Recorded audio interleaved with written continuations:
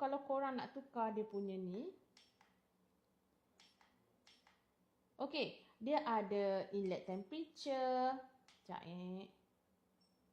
inlet temperature, PVT.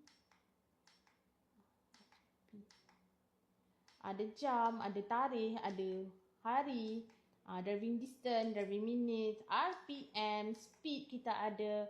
Lepas tu yang tu compass, yang ni map pressure, ni mileage, voltage battery, water temp, oil temperature, gearbox temperature, turbo, fuel consumption, average fuel consumption, engine load, inlet EXT ni tak silap saya fuel bukan, kita tak ada pun. Okey, GPS dan itulah.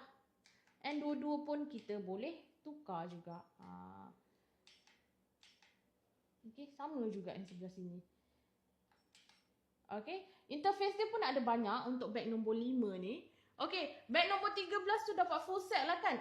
Betul. Bag nombor 13 full set kita bagi. Dapat throttle controller, dapat manual book dia, dapat juga dengan kita punya kabel ni. Semua PNP. Alright?